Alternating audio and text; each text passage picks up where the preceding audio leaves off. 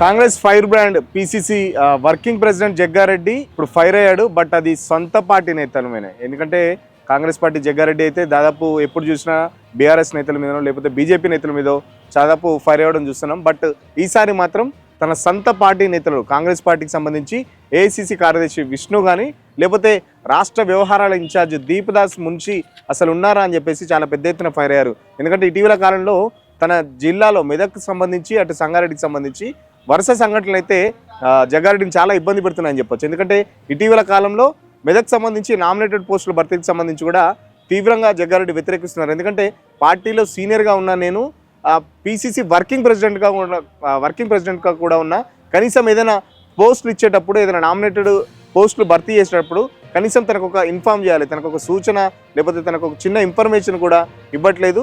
ఇష్టారాజ్యంగా వ్యవహరిస్తున్నారు. అసలు రాష్ట్ర వ్యవహారాల ఇన్ఛార్జ్ తెలంగాణలో ఉన్నారా లేకపోతే వేరే రాష్ట్రానికి ఏమైనా వెళ్ళిపోయారని చెప్పేసి కూడా చాలా తీవ్ర స్థాయిలో మండిపడడం జరిగింది.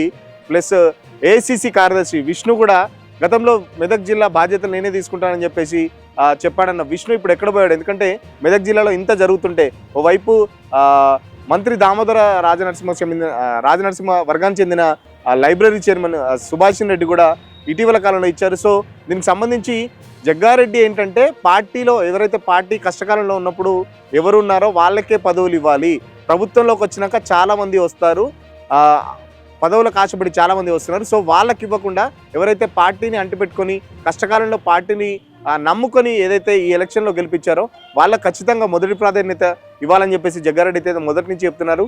అధికారంకి వచ్చినాక చాలామంది వస్తారు, బెల్లం చుట్టూ ఈగల్లాగా చాలామంది వస్తున్నారు. బట్ వాళ్ళందరినీ కాదని పార్టీలో కష్టపడి పనిచేసిన వాళ్ళని కాదని ఎవరైతే పదవుల కోసం వస్తున్నారో వాళ్ళకే పదవులు అయితే ఇస్తున్నారు. దానికి సంబంధించి జగ్గారెడ్డి అయితే చాలా తీవ్ర అసంతృప్తితో ఉన్నారు. ఇప్పటికి దీనికి సంబంధించి అటు ఏఐసిసి కార్యదర్శి విష్ణుతో పాటు దీపదాస్ మున్షి రాష్ట్ర వ్యవహారాల ఇన్ఛార్జ్ కూడా అసలు ఏం చేస్తున్నారు, దీపదాస్ మున్షి పట్టించుకుంటున్నారా, రాష్ట్ర వ్యవహారాలకు సంబంధించి ఆమె ఒక ఇన్ఛార్జ్గా ఉన్నారు, ఏఐసిసి పెద్దలు అప్పచెప్పి అంటే ఒక బాధ్యతను అప్పచెప్పి మేము చూసుకోమని చెప్తే తెలంగాణ రాష్ట్రం సంబంధించి పార్టీ వ్యవహారాలు అసలు ఏం జరుగుతున్నాయి అనేది ఆమె అబ్జర్వేషన్ అయింది.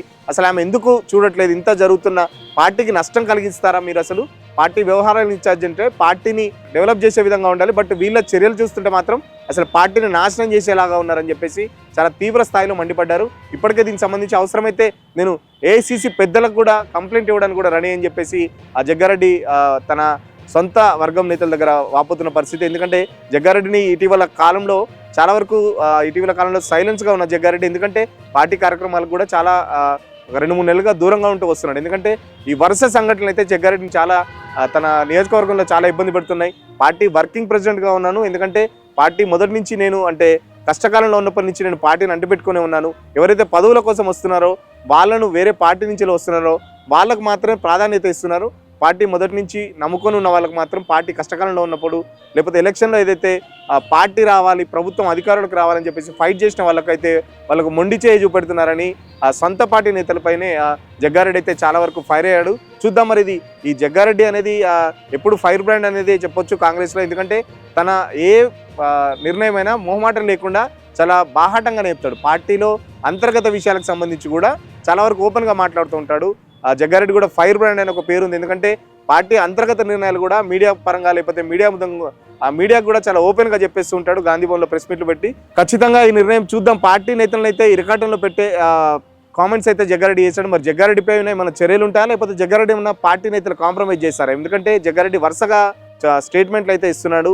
చూద్దాం మరి ఈ కుంపటి అంటే ఈ జగ్గారెడ్డి చేసిన ఆరోపణలకు సంబంధించి పార్టీ ఏ రకంగా స్టాండ్ తీసుకుంటుంది? ఒకవేళ జగ్గారెడ్డిని ఏమన్నా కాంప్రమైజ్ చేస్తుందా లేకపోతే ఇలాగే జగ్గారెడ్డికి వ్యతిరేకంగా పనిచేస్తుందా అనేది త్వరలో మనం చూడబోతున్నాం.